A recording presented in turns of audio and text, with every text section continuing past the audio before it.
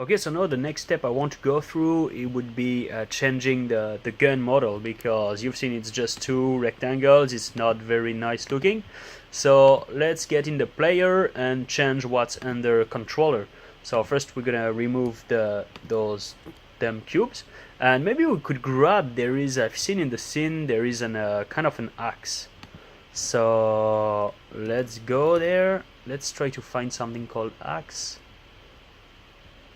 Alright, so yeah, there's definitely something. Alright, nice. So we could put that in your hand, and I think it could be nice. There is some stuff to do with that. Okay, so let's copy and paste it under the controller. Oopsie, alright. There. So now maybe we're going to set the offsets to 0.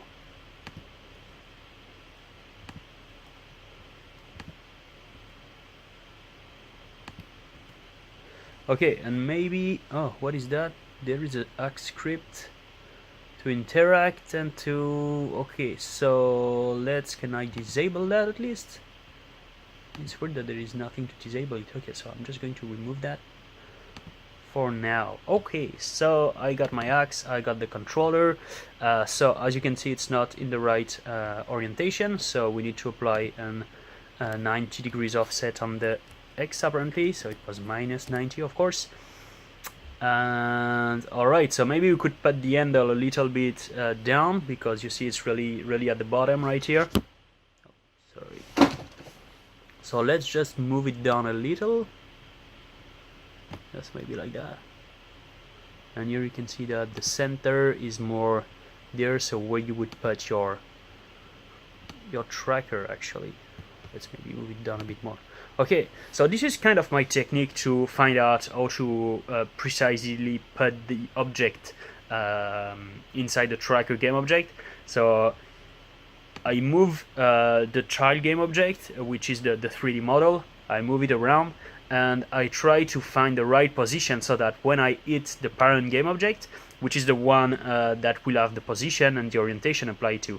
So when I have the parent game object, when I have the axis like the origins, so that it must fit the place that I would actually put the tracker on the object. So that looks pretty good.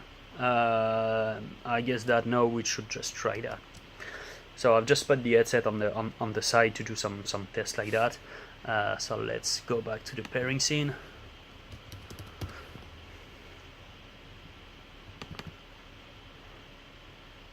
All right.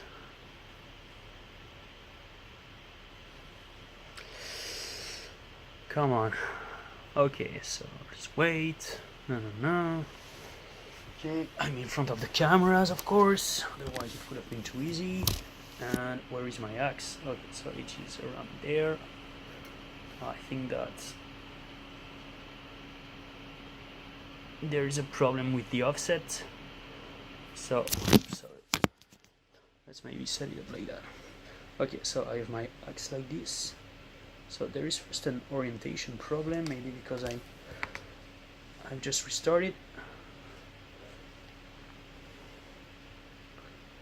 So that looks, yeah, the problem is that the orientation, okay, so there is a 90 degrees orientation that I should have set, so we'll do it after, but just let's try it just very quickly like that.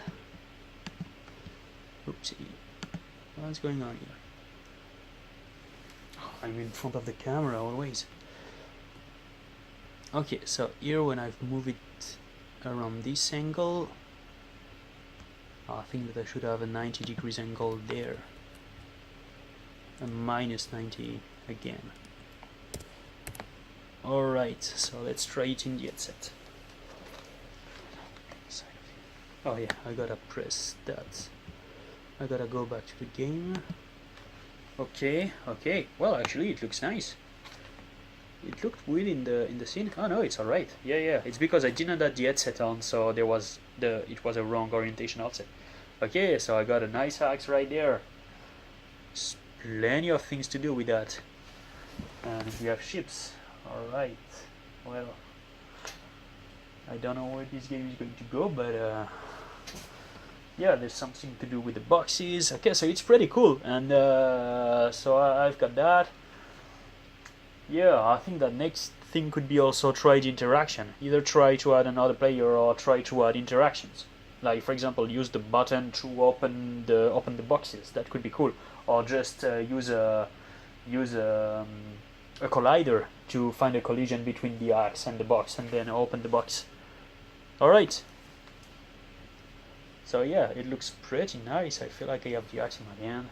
I can do what I want. Alright.